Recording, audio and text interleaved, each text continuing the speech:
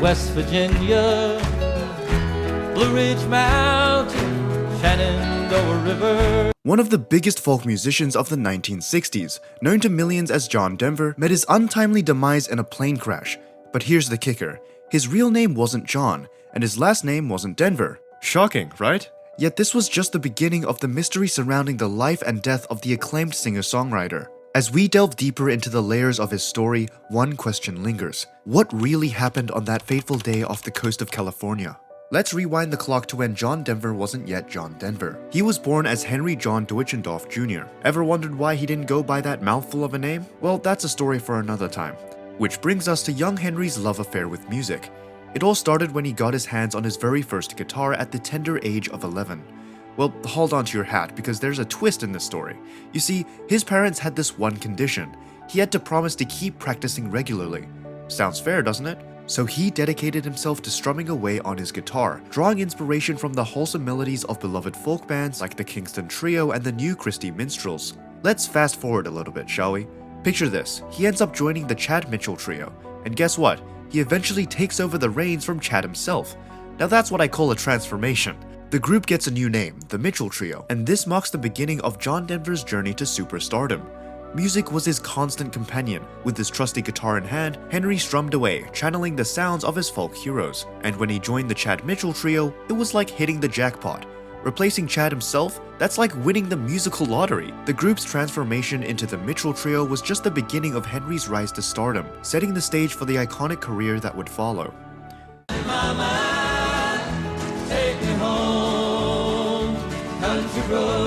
This is where John Denver's rocket ship to fame really takes off. Picture this, it's the 1960s, and John Denver's crooning hits like Leaving on a Jet Plane and Take Me Home Country Roads are blasting through radios everywhere. These songs weren't just hits, they were smash hits.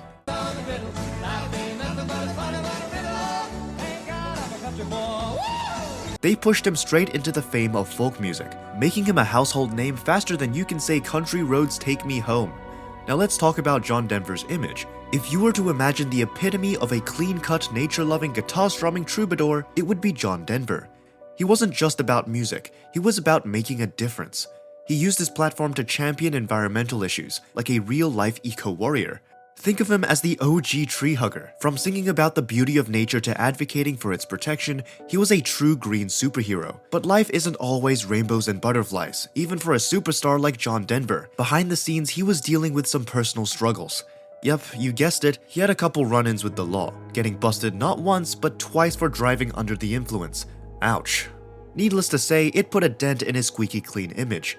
Fans were shocked and the media had a field day. It was like finding out your favorite superhero had a secret kryptonite, which brings us to his sad accident. Were you aware that John Denver was also a talented pilot? He loved to be in the air, alone to commune with the sky. Tragically, his love for flying helps explain the answer to the question of how John Denver died in 1997 at the age of 53. The story of John Denver's plane crash begins on October 12, 1997, when he took off from Monterey Peninsula Airport, a small regional airport serving the Monterey, California area. He performed 3 touch-and-go landings before heading out over the Pacific Ocean. However, Denver was flying illegally, as he did not have a pilot license at this time. Also, around the time of John Denver's death, the type of plane he was flying was responsible for 61 accidents, 19 of them which were fatal. Country rock singer died after the experimental plane he was piloting crashed into the Pacific just after takeoff. At 5:28 p.m., as many as a dozen witnesses saw Denver's experimental Adrian Davis Long Easy, which he owned, take a nosedive into the ocean. John Denver's death was instantaneous, but there's more to the question of how John Denver died. In the aftermath of John Denver's death, the NTSB determined that poor placement of a fuel selector valve diverted Denver's attention from flying. They speculated that John Denver crashed his plane when he accidentally steered it into a nosedive because he couldn't reach the handle. The valve selector switches the fuel intake to the engine from one tank to another, so the plane can keep flying without refueling. Investigators determined later that, even before the flight, Denver knew that handle was trouble. The designer of the plane told him that he would fix the fuel valve selector design flaw before the end of his next tour. The singer never got that chance. Investigators also figured out that Denver didn't refuel the plane before taking off.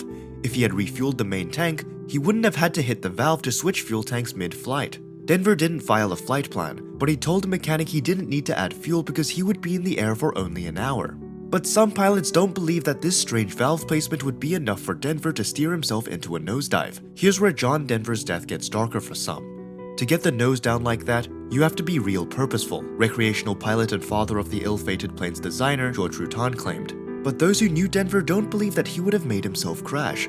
Regardless of the cause of John Denver's plane crash, it would take investigators all evening following his accident to find all of his major body parts in about 25 feet of ocean, including his head. When news of John Denver's tragic death broke, it hit fans like a ton of bricks. There was this collective feeling of shock and disbelief rippling through the airwaves. But you know how it goes. When there's tragedy, there's also speculation. Some people started whispering about drugs and alcohol, wondering if they played a role in the crash. It's like a game of telephone, where rumors spread faster than wildfire. But here's the kicker. Turns out, there were no drugs or alcohol found in his system. It was just a sad, unfortunate accident. Let's talk about saying goodbye to a legend. John Denver's funeral wasn't just any old somber affair. It was a heartfelt tribute to a music icon. Fans came from far and wide to pay their respects, lining the streets with tears in their eyes and his songs in their hearts. And it wasn't just fans mourning. Fellow musicians poured out their grief too. He is survived by 3 children and countless fans. Some remembered his music near the crash scene last night. It was a reminder of the profound impact John Denver had on the music community. His songs were like old friends, comforting us in the times of joy and sorrow. John Denver may have left this world too soon, but his music lives on. It's like a time capsule, transporting us back to simpler times with just a strum of a guitar. His legacy isn't just about music though, it's about the message.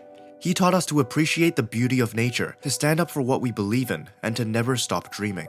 Continuing with John Denver's legacy, his impact extends far beyond the melodies and lyrics to his songs. He wasn't just singing about the mountains and the rivers, he was advocating for the preservation of our natural world. His environmental activism inspired countless individuals to take action and protect the planet for future generations. Moreover, his timeless messages of hope, love, and perseverance continue to resonate with people from all walks of life.